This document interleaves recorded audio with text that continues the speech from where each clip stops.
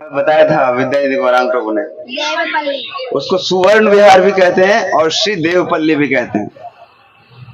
सुवर्ण विहार क्यों कहते हैं और देवपल्ली क्यों कहते हैं, ये भी बताया था विद्यानिधि प्रभु ने। क्योंकि वहाँ पर देवोदा। हाँ, तो सबसे पहले हम लोग मंगलाचरण कर लेते हैं, उसके बाद हम लोग कथा को आगे बढ़ाएंगे। आज ऐसा लग रहा है कि स्पीकर को भी मन नहीं है, आज ची ची कर रहा है। उधर घुमा देते हैं। आवाज नहीं आना चाहिए। सीधा रखेंगे तो भी सर नहीं आ रहा। हरे कृष्णा, सबको सुनाई पड़ रहा है? अब बढ़िया है। सब साथ साथ में मंगलाचरण करेंगे। ओम अज्ञानतिमिरान्धस्य ज्ञानाञ्जना शलाकया चक्षुरुन्मीलितं येन तस्मै श्रीगुरुवे नमः। श्रीचैतन्यमनोभीष्टं स्थापितं येन भूतले स्वयं रूप कदा मह्यं ददाति स्वपदान्तिकम्। वन्देऽहं श्रीगुरो श्रीयुतापदकमलं श्रीगुरून् वैष्णवांश्च श्रीरूपं साग्रजातं सहगना रघुनाथं तं जीवं साद्वैतं सावधूतं परिजनसहितं कृष्णचैतन्यदेवं श्रीराधा कृष्णपादान् सहगना रघुनाथान्वितं तं सजीवं साद्वैतं सावधूतं परिजनसहितं कृष्णचैतन्यदेवं श्रीराधा कृष्णपादान् सहगना श्रीविशाखान्वितं च। हे कृष्ण करुणा सिंधु दीनबंधु जगतपते गोपेश गोपिका कांता राधा कांता नमस्तुते। तप्त कांचन गौरांगी राधे वृंदावनेश्वरी वृषभानुसुते देवी प्रणमामि हरिप्रिये। जय श्री कृष्ण चैतन्य प्रभु नित्यानंदा श्री अद्वैत गदाधर श्रीवासादि गौर भक्त वृंदा। हरे कृष्णा कृष्ण कृष्ण हरे हरे हरे राम राम राम हरे हरे। नमो विष्णुपादाय कृष्णप्रेष्ठाय भूतले श्रीमती भक्तिवेदांत स्वामिन्निति नामिने। नमस्ते सरस्वती देवे गौरवाणी प्रचारिणे निर्विशेष शून्यवादी पाश्चात्य देश तारिणे।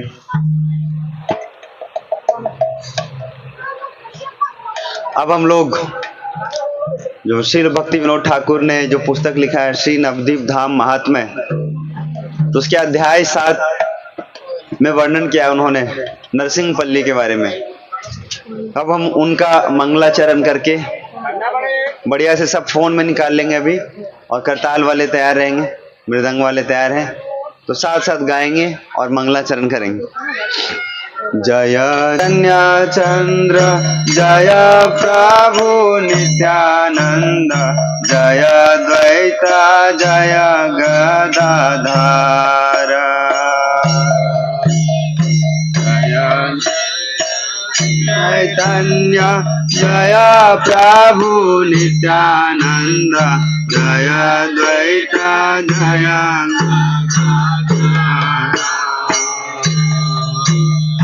जय श्री चैतन्य चंद्र जय प्रभु नित्यानंद जय द्वैत जय गदाधर। जय श्री चैतन्य चंद्र जय प्रभु नित्यानंद जय द्वैत जय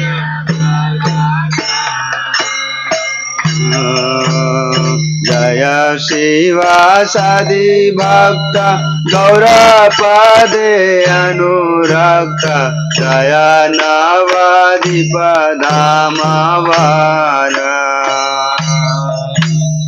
जय शिवासादि भक्त गौरपदे अनुरक्त जय नवद्वीप धाम जय शिवासादि भक्त गौरपादे अनुरक्त दयानवादिपदामवारा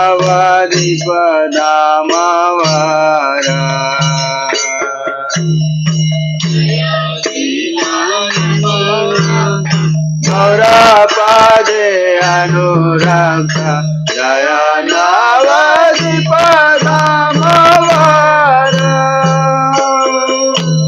हाँ, क्या कह रहे हैं? कह रहे हैं श्री चैतन्य चंद्र की जय हो। बोलिए जय हो। श्री नित्यानंद प्रभु की जय हो। श्री अद्वैताचार्य की जय हो। श्री गदाधर पंडित की जय हो। श्री गौरांग महाप्रभु के श्री चरणों में अनुरक्त शिवास आदि भक्त वृंद की जय हो। सभी धामों में सर्वश्रेष्ठ श्री नवदीप धाम की जय हो। अब सुनिए श्री सुवर्ण विहार के बारे में क्या कहते हैं। छड़िया विश्रम स्थान श्रीजीवे लाइया जाना यथा ग्राम सुवर्ण विहारा। छड़िया विश्रम स्थान श्रीजीवे लाइया जाना यथा ग्राम सुवर्ण छड़िया विश्रम स्थान श्रीजीवे लाइया जाना यथा ग्राम सुवर्ण विहारा।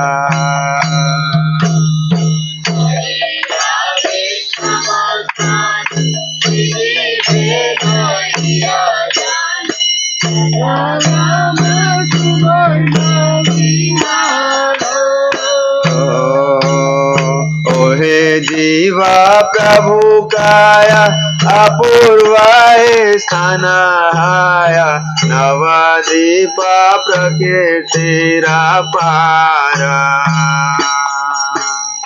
ओहे जीवा प्रभु काया अपूर्वाय स्थान हाया नवदीप प्रकीर्तिरा पारा।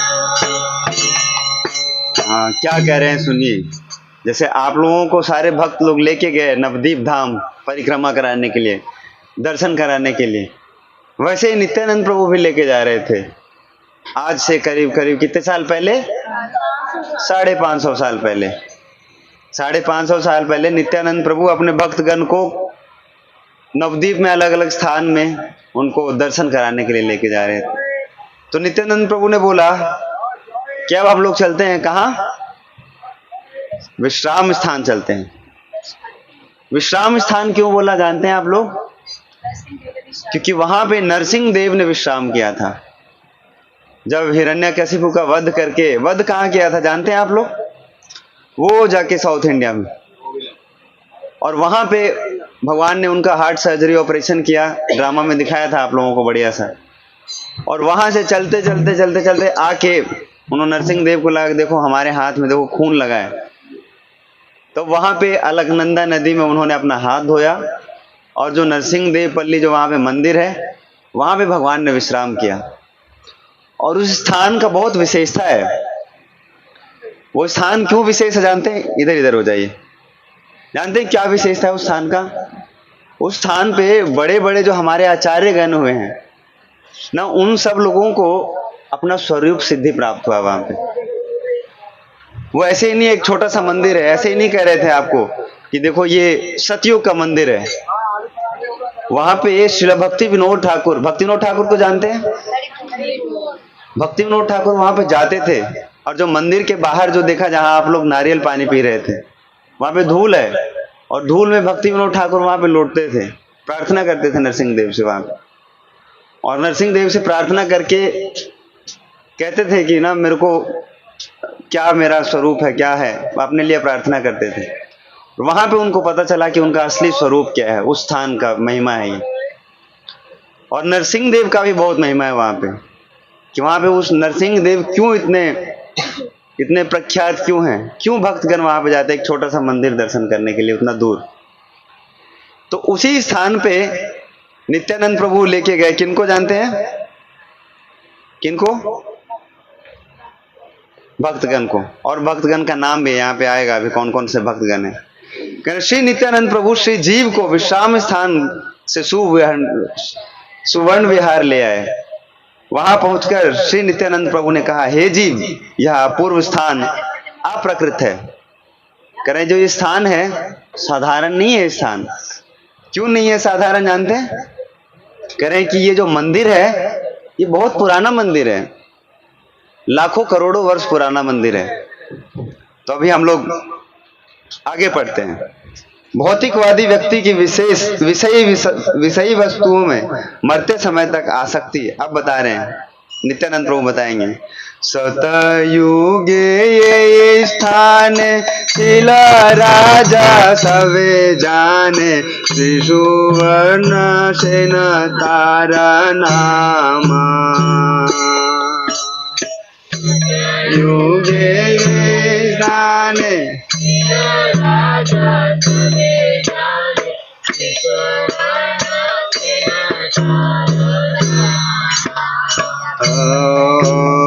बहुकाल राज्य कैला, परे ते वद कहला, प्रभु नाही कार्य ते विश्रामा। बहुकाले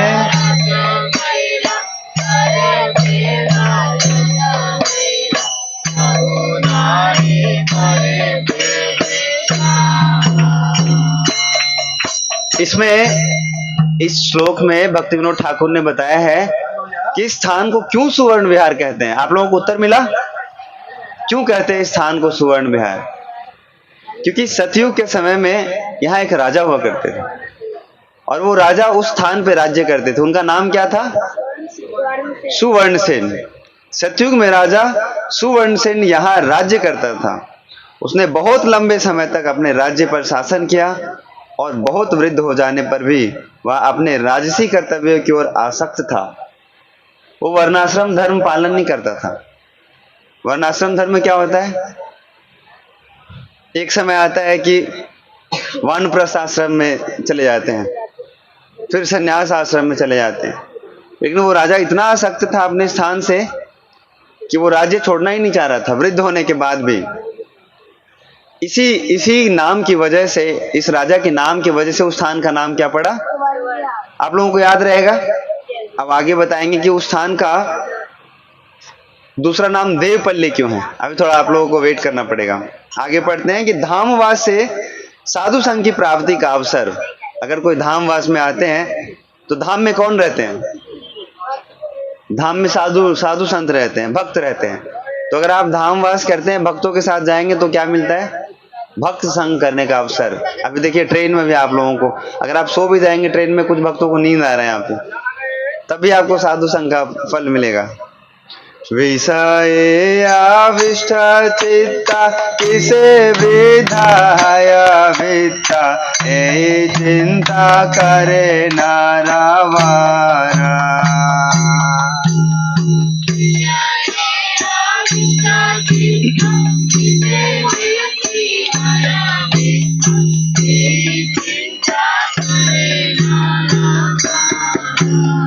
समझ आया आप लोगों को?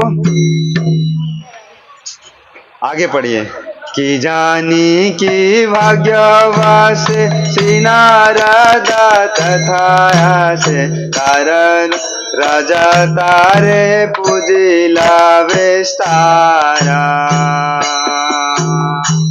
जानी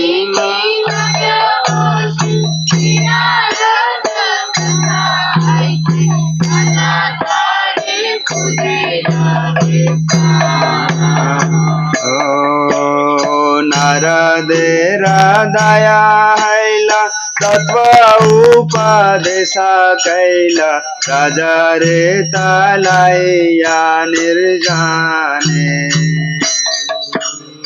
नारदेरा दया हैला तत्व उपदेश कैला,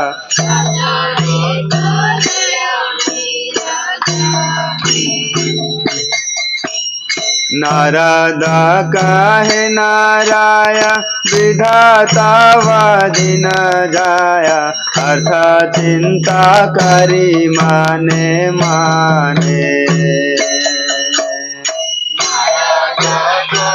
नारायण विधाता वादिन जाया,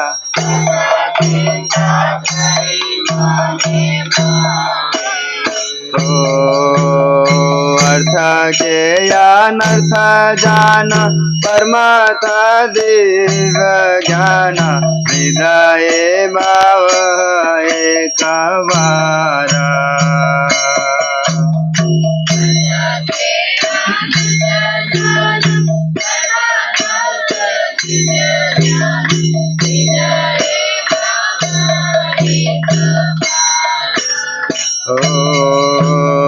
दारा पुत्र बंधु जान, केहाना है निज जान, मारा नेता केहाना है कारा।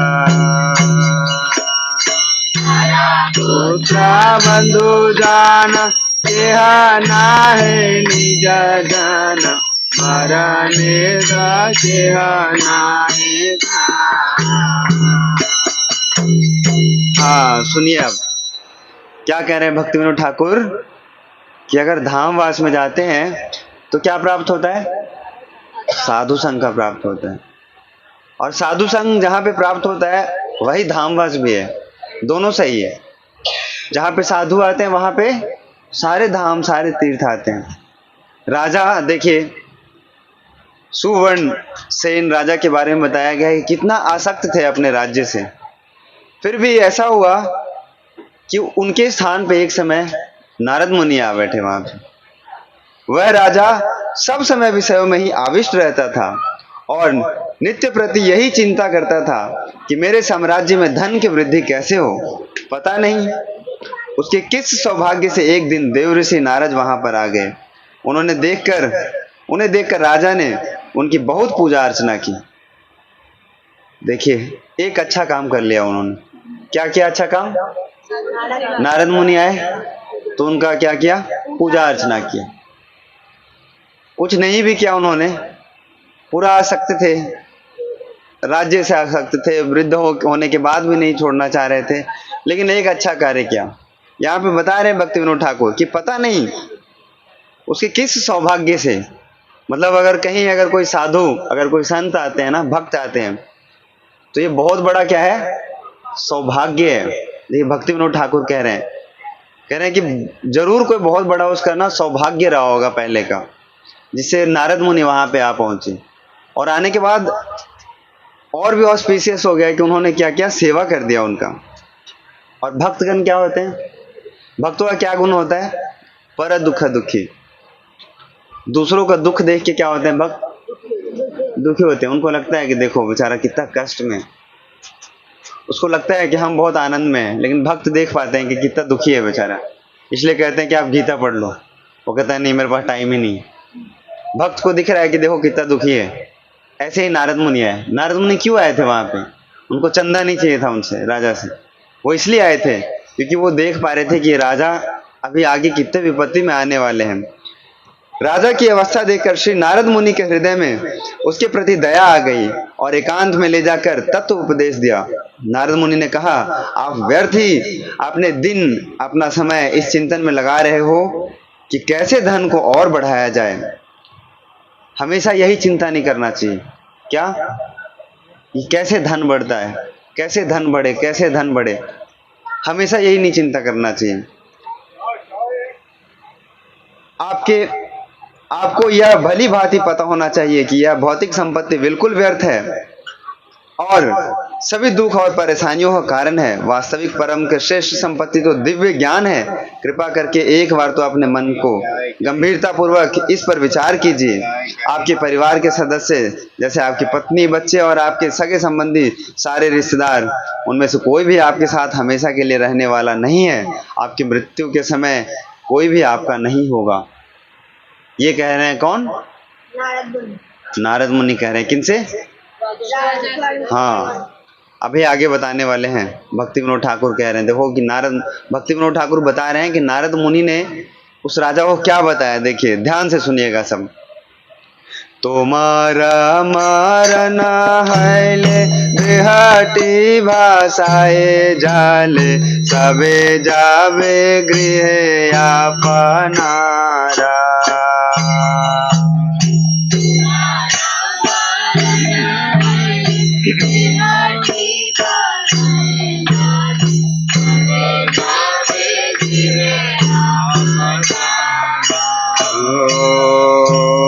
तवे के नाम छायासा विषया जल पिपासा, यदि के हा नाही कैलकारा।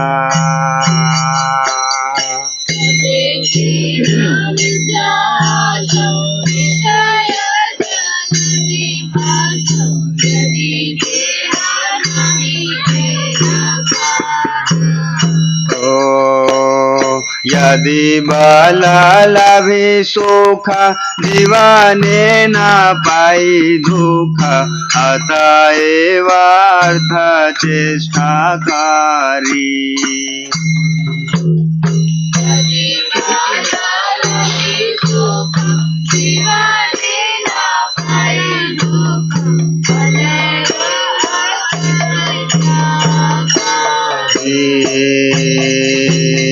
सेह मिथ्या कथाराय, जीवनाय नित्याय, नहीं राहे सता वर्षो पारी।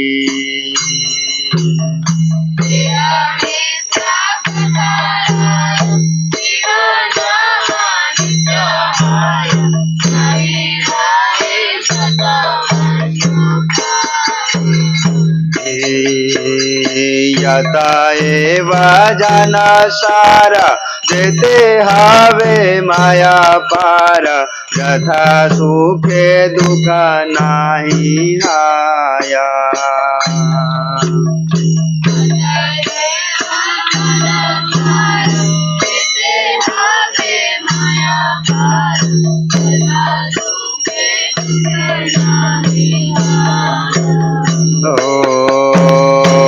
सेवा विधि बाला, सेताया पूर्व फल, जाए नाही शोक दुख पाया।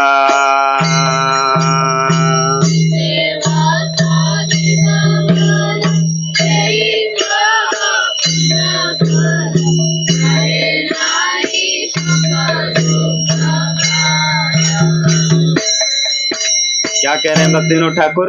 मैं नहीं कर रहा हूँ। देखिए अगर मैं कहूँगा ना, मंदिर वाले ब्रह्मचारी बोलेंगे तो कहेंगे अच्छा आप लोगों का तो यही काम ही है। ये कौन कह रहे हैं? हम ब्रह्मचारी मंदिर वाले बस दोहरा रहे हैं। क्या कौन रहे? भक्ति विनोद ठाकुर। वो कौन है? गृहस्थ हैं। गृहस्थ नहीं, वो आइडियल गृहस्थ हैं। हम सबके क्या है? हाँ, रोल मॉडल है वो कह रहे हैं क्या कि जीवन अमूल्य तो है, जीवन का कोई मोल नहीं है, इस शरीर का कोई मोल नहीं है, लेकिन फिर भी क्या है? क्षण भंगुर है, हमेशा नहीं रहने वाला है आपके साथ। राजा को विरक्ति दिलवा रहे हैं कौन? नारद मुनि। कह रहे हैं क्या कि तुम्हारे मरने के बाद तुम्हारी देह का नदी के किनारे दाह संस्कार कर दिए जाएंगे। ऐसा नहीं होगा कि आपका एकदम आपके लिए मेमोरियल बनाया जाएगा, ना बढ़िया से बर्फ डाल के उसको ना एकदम सजा के रखा जाएगा और रोज आपकी पूजा करेंगे, रोज आपको माला चढ़ाया जाएगा। मरने के बाद कहाँ डाल देंगे?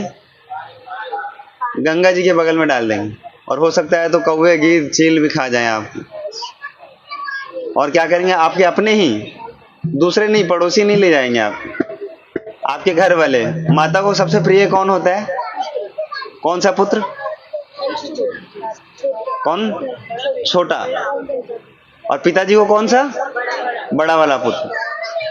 तो जो ये देखिए संसार का सिस्टम ऐसे बनाया गया है कि अगर आपको विरक्ति खुद से नहीं भी आता है ना, तो लास्ट में विरक्ति दिलवाया जाता है ना। हम लोग फंसे रहते हैं इस शरीर में, मरने के बाद भी हम छोड़ना ही नहीं चाहते। सोचते कि हमारा यही असली प्रॉपर्टी है, नहीं यही हमारा, इसी में लगाया बोरो प्लस, इसी में लगाया था फेयर एंड लवली, इसी में हमने डव लगाया था, हम इसको कैसे छोड़ के जा सकते हैं? यही मेरा घर है। तो फिर पिताजी के प्यारे बड़े पुत्र आते हैं, डंडा लेके आते हैं एकदम, और सर फोड़ देते हैं। बोलते हैं कहाँ फंसे रहोगे, अब निकल जाओ, अब तो निकल जाओ, साइन तो कर ही दिया है, अब अंगूठा तो लगा ही दिया है। और माता जी के सबसे प्यारे कौन, सबसे छोटे वाले पुत्र, वो आते हैं, क्या डंडा लेके आते हैं, हाथ से नहीं, और सर पे पीट देते हैं। तो यही बता रहे हैं भक्ति विनोद ठाकुर, नारद मुनि यही कह रहे हैं राजा को कि देखो आप हमेशा रहने वाले नहीं हो, आप यहाँ पे उसके अविष्ट भस्म नदी के जल में बहाकर सभी अपने अपने घर चले जाएंगे। ऐसा भी नहीं है कि वहां पे बैठ के रोएंगे, 5 मिनट 10 मिनट 15 मिनट रोएंगे, और उसके बाद क्या करेंगे, अपने अपने घर चले जाएंगे। यदि कोई भी किसी का सच्चा व वास्तविक संबंधी नहीं है तो आप क्यों इन भौतिक उपलब्धियों को प्राप्त करने के लिए लालायित रहते हैं। यदि आप कहते हैं कि आप अपने जीवन में प्रसन्नता का अनुभव करने के लिए और सभी कष्टों से मुक्ति पाने के लिए इतना सब धन एकत्रित कर रहे हैं, तो यह प्रिय राजा वह भी सब झूठ है, क्योंकि एक दिन यह शरीर नष्ट हो जाएगा, यह 100 वर्षों से अधिक नहीं रह पाएगा। इसलिए जीवन के वास्तविक उद्देश्य को जानो। देखो, मनुष्य जीवन भव सागर से पार होने अर्थात सिर्फ भजन करने के लिए ही प्राप्त हुआ है। क्या तुम्हें पता है कि ऐसे स्थान पर जहाँ शोक दुख और भय ना हो, उसे कैसे प्राप्त किया जा सकता है। अब भगवान किस स्थान के बारे में बात करने वाले हैं, अब भगवान के धाम के बारे में बात करने वाले हैं कि वो एक ऐसा स्थान है, वहां न शोक है, न मोह है, न भय है। सुना है गाना, आ तुम्हें लेके चले एक ऐसे गगन के तले जहां न गम भी ना हो, और क्या है, हाँ कुछ भी ना हो, वहां पे कुछ नहीं है। क्या है वहां पे, खाली सुख ही सुख है, प्रेम ही प्रेम है।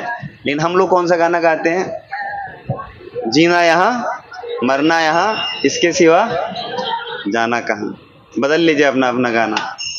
अब कह रहे हैं क्या, वैराग्य और ज्ञान से भगवत धाम की प्राप्ति असंभव, संभव नहीं। आप लोग ध्यान से सुनिएगा, पीछे वैराग्य की बात कर रहे हैं, लेकिन यहाँ पे ये कह रहे हैं कि वैराग्य और ज्ञान से भगवत धाम की प्राप्ति असंभव है। कोई ज्ञान और वैराग्य से भगवत धाम को प्राप्त नहीं कर सकता है। आप पढ़ते हैं हम लोग, ध्यान से सुनिएगा। है फोटो अभी आप सबके पास है इसके आगे का, केवल वैराग्यकारी ताहा ना पाई से पारी, केवल ज्ञान ते ताहा नाई। वैराग्यकारी ताहा ना पाई से पारी, केवल ज्ञान ते वैराग्य ज्ञान रे बाले, विषया बंधन गाले, जीवेरा कैवल्य हाया भाया।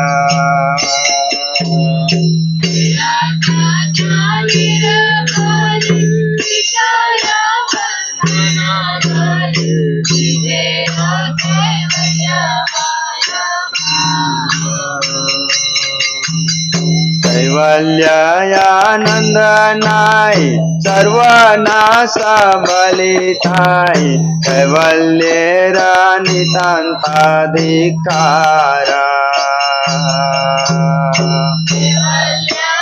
आनंद नाई सर्वनाश बलिताई,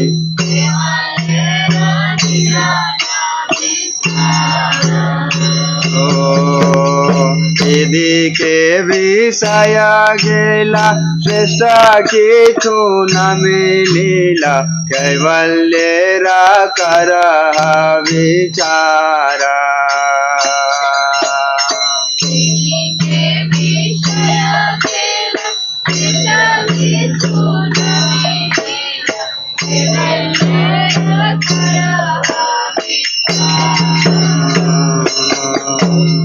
अतएव ज्ञानी जाना, मुक्ति मुक्ति नहीं लाना, कृष्ण भक्ति करे ना साधना।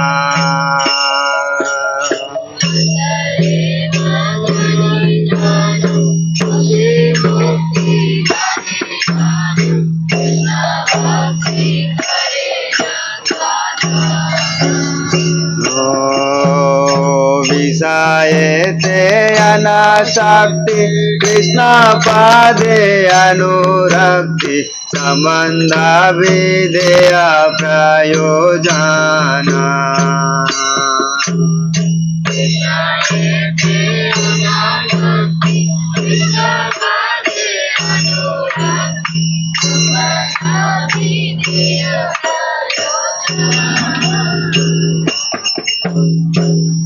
देखिए कितना जरूरी है वैराग्य, कितना जरूरी है ज्ञान, लेकिन इतना जरूरी होने के बाद भी ये संपूर्ण नहीं है।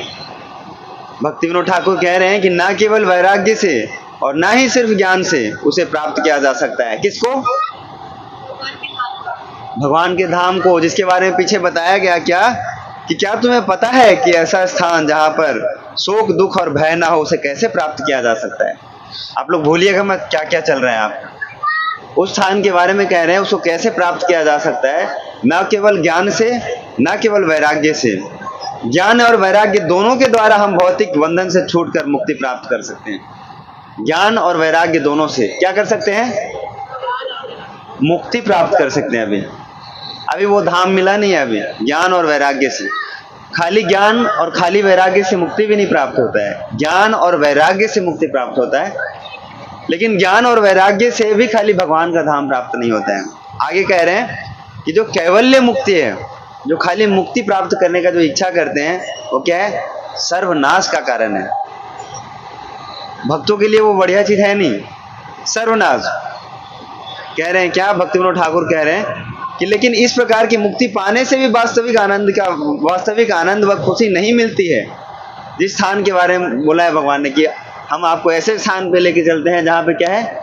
खुशियां ही खुशियां हैं, वो नहीं प्राप्त होता है उससे। वास्तव में तो इस प्रकार से मुक्ति पाना एक महान हानि है, क्योंकि भौतिक आनंद तो नष्ट हो ही जाता है और साथ ही उससे कुछ बेहतर भी प्राप्त होता है। इसलिए वास्तव में बुद्धिमान व होशियार व्यक्ति भुक्ति व मुक्ति अर्थात भौतिक इंद्रिय तृप्ति या मुक्ति दोनों ही स्वीकार नहीं करता, बल्कि वे श्री कृष्ण की भक्ति का प्रयास करते हैं। संबंध अविधेय तथा प्रयोजन को भली भांति समझकर वे विषयों के प्रति अनासक्त तथा श्री कृष्ण के श्री चरणों के प्रति आसक्त होते हैं। संबंध अविधेय और प्रयोजन। हमारे संबंध विग्रह कौन है जानते हैं आप लोग? कौन है? संबंध मदन मोहन जी। कितने लोगों ने मदन मोहन जी का दर्शन किया है? मदन मोहन जी जमुना जी के किनारे, वो हमारे संबंध विग्रह हैं। कैसे क्या हमारा संबंध है ना भगवान के साथ, वो उनसे क्लियर होता है अगर उनसे उनका कृपा प्राप्त होगा तो। अब बता रहे हैं क्या कि जिस स्थान के बारे में बता रहे हैं वो स्थान कैसे प्राप्त होता है हम लोगों को ना। भगवत धाम की प्राप्ति का बस एक ही उपाय है। क्या? भक्ति। भक्ति के अलावा कुछ भी करने से भगवत प्राप्ति नहीं होता है, भगवान के धाम का प्राप्ति नहीं होता है। आप कह रहे हैं क्या? जीव से कृष्ण दास भक्ति विना सर्वनाश भक्ति वृक्ष फले प्रेम फला।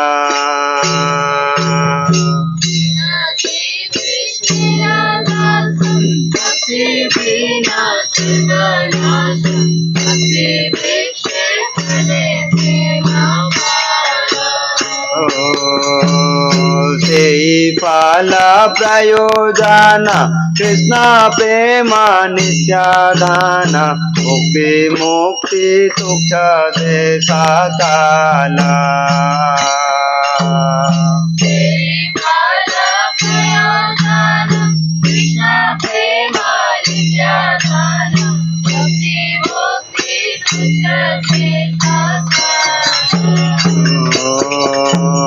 कृष्ण चिदानंद रवि माया तारा छाया रवि शिव तारा किरणनो गाना।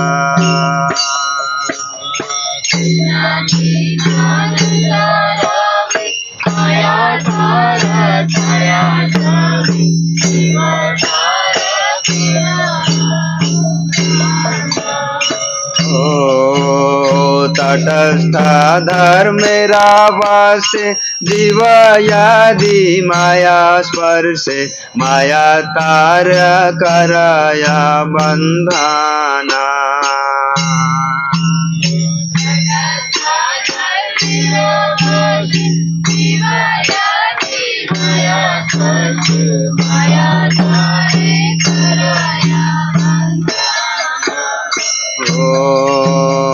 कृष्णा बाहिर्मुख जेयि माया स्पर्शे जीव से माया स्पर्शे कर्म संग पाया। बाहिर्मुख जेयि माया स्पर्श जीव से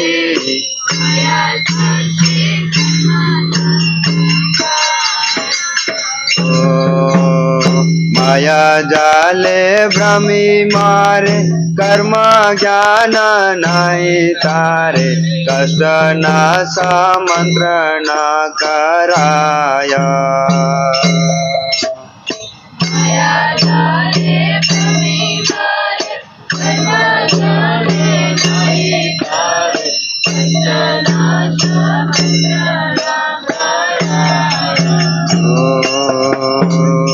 प्रभु कर्मायाचाराय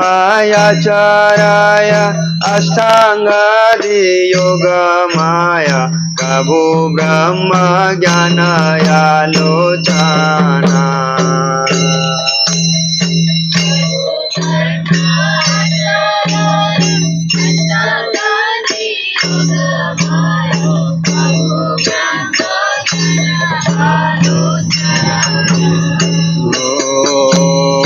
प्रभु काबू तर्क करे अवशेषा नहीं तारे नहीं माने आत्म तत्व धाना।